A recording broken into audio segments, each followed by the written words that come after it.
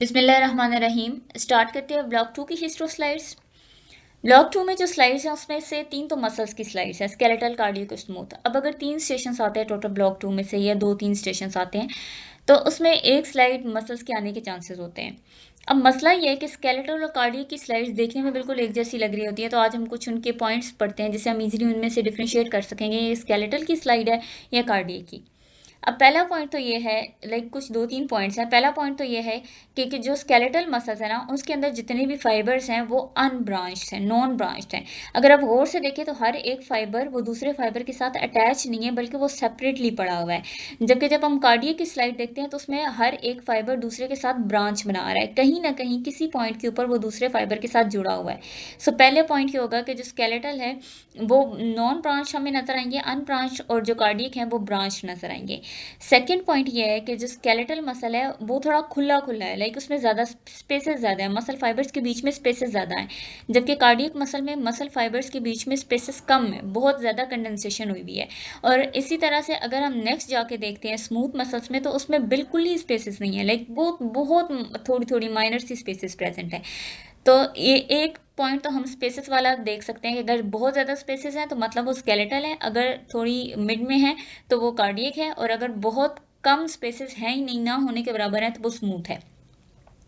अब next point हम इनके आइडेंटिफिकेशन पॉइंट्स देख लेते हैं। पहले तो हमने आइडेंटिफाई कर लिया कि ये स्केलेटल की स्लाइड है। अच्छा, एक उसमें इंपॉर्टेंट पॉइंट ये भी हम डाल सकते हैं कि ये जो स्केलेटल मसल होता है ना, इसको कार्डियक से आइडेंटिफाई करने के लिए कि ये इसकी विड्थ कांस्टेंट होती है। ये लग रहा है कि ये साइड पे जाके थोड़ा सा नोकीला हो गया, थोड़ा सा पतला होना शुरू हो गया, लेकिन ऐसा होता नहीं है। बाकी सारे मसल फाइबर्स को अगर आप देखें तो बिल्कुल कांस्टेंट, जितनी इनकी विड्थ पहले से आ रही है उतनी ही विड्थ जा रही है। जबकि जो कार्डियक मसल्स हैं उनकी विड्थ कम होती जाती है। यहाँ पे ये दोनों साइड्स के ऊपर इनकी विड्थ जब दूसरे के साथ अटैच होने वाले होते हैं तो इनकी विड्थ चेंज होती रहती है, कांस्टेंट नहीं होती है। अब जो कार्डियक मसल्स हैं और जो स्केलेटल मसल्स हैं उनके आइडेंटिफिकेशन पॉइंट्स देख लेते हैं। पहले स्केलेटल के आइडेंटिफिकेशन पॉइंट्स ये हैं कि स्ट्राइएटेड होते हैं, लेकिन रेगुलरली स्ट्राइएटेड है। जबकि जो कार्डियक है वो इरेगुलरली स्ट्राइएटेड है, ये नॉन ब्रांच्ड है, ये पहले भी बता दिया। और इनके अंदर पेरिफेरल न्यूक्लियाई, अगर इनके अंदर न्यूक्लियाई स्लाइड बहुत क्लियर है ना, और इनके अंदर न्यूक्लियाई नजर आ रहा है, तो वो बिल्कुल पेरीफ्री में नजर आएगा, सेंटर में कभी भी नजर नहीं आएगा। सो एक पॉइंट आइडेंटिफिकेशन के लिए हम ये भी यूज कर सकते हैं कि अगर स्लाइड क्लियर है तो न्यूक्लियाई देखना है, और कॉन्स्टेंट विड्थ होती है, ये पहले बता दिया। लोकेशन स्केलेटल मसल से तो स्केलेटन के साथ अटैच है और सपोर्ट प्रोवाइड करेंगे, प्लस मूवमेंट में हेल्प कर रहे होंगे। जबकि जो कार्डियक मसल्स हैं ये भी स्ट्राइएटेड है, लेकिन ये इरेगुलरली स्ट्राइएटेड है। अब दूसरा पॉइंट इंपॉर्टेंट कि ये ब्रांचेस होती हैं इनकी, और हर एक दूसरे के साथ अटैच हुआ हुआ है, और इनमें जो न्यूक्लियाई है वो बिल्कुल सेंटर के अंदर, यहाँ से लेकर यहाँ तक अगर एक मसल फाइबर है तो इसका न्यूक्लियाई बिल्कुल अच्छी स्लाइड में नजर आ रहा होगा कि वो सेंटर में पड़ा हुआ है। अब इसके अंदर सेंट्रल न्यूक्लियाई, और इसके मेजर जो हमने पॉइंट लिखना है, अगर इसके आइडेंटिफिकेशन पॉइंट्स में कार्डियक मसल की स्लाइड आई है तो इंटरकैलेटेड डिस्क का वर्ड जरूर लिखना है, क्योंकि this word will give you marks. Next, इसकी लोकेशन हार्ट के साथ रिलेटेड है, और फंक्शन उसका पंपिंग का ब्लड ही होता है, क्योंकि हार्ट का वही फंक्शन है। स्मूथ मसल को आइडेंटिफाई करने का तरीका पहले बता दिया कि इसके अंदर स्पेसेस बहुत ज़्यादा कम नजर आएंगी, बहुत ज़्यादा, जैसे हर चीज़ कंडेंस हुई हुई है, घिचमिच हुई हुई है, ऐसी स्लाइड आपको नजर आएगी, सब कुछ जुड़ा जुड़ा सा हुआ है।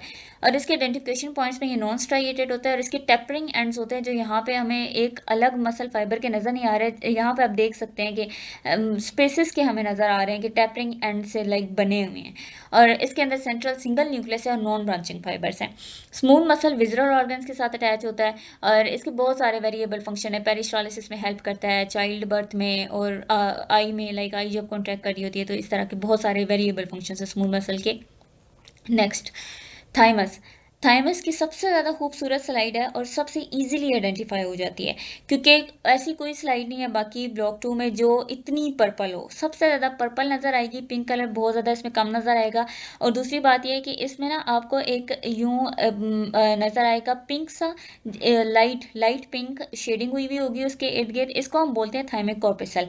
तो ये थाइमिक कॉर्पिसल्स से एक आइडेंटिफाई कर सकते हैं हम, और दूसरा इस पर्पलिंग से आइडेंटिफाई कर सकते हैं कि ये थाइमस की स्लाइड है, क्योंकि बाकी कोई भी पर्पल नहीं है, इतना ज़्यादा पर्पल नहीं है, उतना ज़्यादा कंडेंस हुआ नहीं है। तो आइडेंटिफिकेशन पॉइंट्स में एक तो इसके अंदर कैरेक्टरिस्टिक लोब्यूल्स प्रेजेंट है, थाइमिक कॉर्पिसल्स प्रेजेंट है, इसके अंदर कोई साइनसिस नहीं होते और कोई एफरेंट लिम्फेटिक्स भी प्रेजेंट नहीं होते। अगर सेकंड साथ में क्वेश्चन आता है कि इसके फंक्शंस बताएं, तो टी सेल एजुकेशन में इन्वॉल्व है, और ब्लड थाइमस बैरियर बनाता है थाइमस। उसके बाद नेक्स्ट स्लाइड है स्प्लीन की। स्प्लीन की स्लाइड सबसे खूबसूरत स्लाइड है, लाइक देखते ही पता चल जाता है कि ये स्प्लीन की स्लाइड है, क्योंकि इसके अंदर क्या है, एक तो रेड पल्प है और एक वाइट पल्प है, इसके दो पार्ट्स होते हैं। तो ये रेडिश पिंक तरह की नजर आएगी। बाकी सारी स्लाइड्स या पिंक नजर आ रही हैं, पर्पल नजर आ रही हैं, लेकिन ये आपको रेडिश टाइप नजर आ रही है स्प्लीन। तो देखते ही पता चल जाता है कि ये स्प्लीन है, क्योंकि बाकी किसी स्लाइड में से रेडिश कलर आपको डोमिनेट करता नजर नहीं आता। तो इसके आइडेंटिफिकेशन पॉइंट्स में भी रेड पल्प प्रेजेंट है, व्हाइट पल्प प्रेजेंट है, सिरोसा प्रेजेंट है, और इसके अंदर कोई इसकी डिफ्रेंशिएशन नहीं हुई होती कि कौन सा कॉर्टेक्स है कौन सा मेडुला है। फंक्शंस, स्प्लीन के ना दो तरह के फंक्शन होते हैं। एक रेड पल्प का फंक्शन होता है जो कि है फिल्ट्रेशन ऑफ आरबीसी, और एक वाइट पल्प का फंक्शन होता है जो एक्टिव इम्यून रिस्पॉन्स है। अगर ओवरऑल स्प्लीन के फंक्शन पूछे जाते हैं तो ये दोनों फंक्शंस लिखने हैं आपने ओएसपी में। उसके बाद नेक्स्ट इंपॉर्टेंट, थिन स्किन और थिक स्किन में किस तरीके से आइडेंटिफाई करना है। अब इसके भी दो तीन आइडेंटिफिकेशन पॉइंट्स है। पहला तो ये कि जो थिन स्किन है उसमें आपको साइड पे यानी किनारों पे पिंकिश कलर केराटिनाइजेशन जिसको हम बोल रहे हैं वो कम नजर आएगी, और इसके साइड पे वाइट कलर का बॉर्डर भी होगा। जबकि जो थिक स्किन है उसमें पिंकिश कलर डोमिनेट करता नजर आएगा, यानी केराटिनाइजेशन बहुत ज्यादा, हाईली केराटिनाइज्ड है थिक स्किन, केराटिनाइजेशन ज्यादा नजर आ रही है और थिन स्किन के अंदर कम नजर आ रही है। पहला पॉइंट इसी से आइडेंटिफाई कर लिया। दूसरा ये है कि जो थिन स्किन है वो हाईली पिंक नजर आएगी, बहुत ज्यादा डार्क पिंक नजर आएगी, जबकि जो थिक स्किन है वो आपको थोड़ी लाइट पिंक नजर आएगी, और इसके अंदर स्पेसेस भी थोड़ी ज्यादा होंगी, लाइक ज्यादा सुराख से बने हुए हैं। तो ये दो पॉइंट्स हैं जिनकी बेसिस पे हम आइडेंटिफाई कर सकते हैं कि ये थिक स्किन है या थिन स्किन है। नेक्स्ट इनके आइडेंटिफिकेशन पॉइंट्स देख लेते हैं जो ऑस्ट्री में लिखने होते हैं अगर सेकंड क्वेश्चन के तौर पे आते हैं। पहली बात तो ये कि स्ट्रेटिफाइड स्क्वेमस केराटिनाइज्ड एपिथेलियम है, दोनों में, थिन स्किन में भी और थिक स्किन में भी। अब जो थिन स्किन है उसके अंदर derma papillae, root hairs, hair follicles, sebaceous gland और स्वेट ग्लैंड्स प्रेजेंट हैं, और थिक स्किन में ये सब कुछ नहीं प्रेजेंट होता। पाम और सोल की स्किन को छोड़ के बाकी जितनी भी बॉडी की स्किन है वो सारी थिन स्किन है। अब थिक स्किन की लोकेशन तो यहाँ से हमें समझ आ गई कि पाम और सोल की जो स्किन है वो थिक स्किन है। इसके अंदर भी स्ट्रेटिफाइड स्क्वेमस केराटिनाइज्ड एपिथेलियम है, और इसके अंदर कोई रूट हेयर नहीं है, कोई हेयर फॉलिकल्स नहीं है, कोई स्वेट ग्लैंड्स नहीं है, सेबेशियस ग्लैंड नहीं है, कुछ भी ऐसा नहीं प्रेजेंट होता। उसके बाद next lymph node. Lymph node की स्लाइड को आइडेंटिफाई करना बहुत इजी है। इसके लिए सिर्फ एक ट्रिक देखनी है कि स्लाइड के अंदर इस तरह अंदर को करके एक लाइक डिप्रेशन सा बना हुआ है, इस डिप्रेशन को बोलते हैं हाइलम। जिस भी स्लाइड में किसी भी तरह की स्लाइड बनाई गई है, चाहे कितना भी उसको 10x पे 40x पे दिखाया गया है, वो आपको ये हाइलम जरूर दिखाएंगे। इस हाइलम से आपने आइडेंटिफाई करना है कि ये स्लाइड जो है वो लिम्फ नोड की है।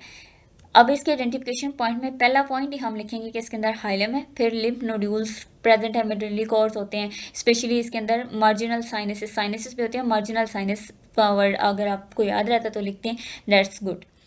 फंक्शन ये होता है इसका स्प्लीन का, एक तो फिल्ट्रेशन ऑफ लिम्फ और दूसरा इम्यून रिस्पॉन्स में इंपॉर्टेंट रोल प्ले कर रहा है। Next tonsils. अब टॉन्सिल्स जो है ना, इसमें इसकी सिर्फ एक ही स्लाइड अवेलेबल होती है, डेट आर लिंगुअल टॉन्सिल्स। और इनको हम कैसे आइडेंटिफाई करेंगे, बहुत ज़्यादा हाईली, जैसे फैब्रिक होता है ना या कोई कपड़ा होता है जिसमें बहुत धागे को बहुत करीब करीब से जोड़ा जाता है, उनमें कोई स्पेसेस सही से नज़र नहीं आ रही होती। एक तो आपको ऐसा नज़र आएगा, और उसके साइड के ऊपर थोड़ी थोड़ी सी स्पेसेस, लाइक जैसे आप यूँ समझें कि ये आपका सारा फैब्रिक है और उसके नीचे थोड़ा सा खुला फैब्रिक बना दिया गया है, लाइक या कोई लेस वगैरह लगा दी गई है। सो इस तरीके से आप इसको आइडेंटिफाई करेंगे। इसमें पर्पलिश और पिंक तकरीबन इक्वल इक्वल नज़र आ रहा होता है, और ये हाईली हाईली हाईली कंडेंस्ड होती है। इसके अंदर non keratinised stratified squamous epithelium है, टॉन्सिल्स हैं तो टॉन्सिलर क्रिस्ट्स, और इसके अंदर पेपिलाए एब्सेंट होते हैं। And that was all about block 2 slides. Block 3 की स्लाइड्स इंशाल्लाह हम नेक्स्ट वीडियो में डिस्कस करते हैं।